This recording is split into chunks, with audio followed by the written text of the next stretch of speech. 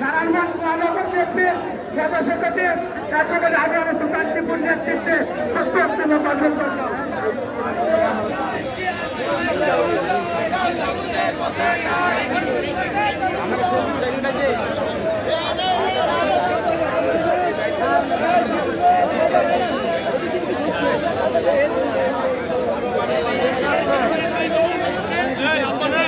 চলো চলো চলো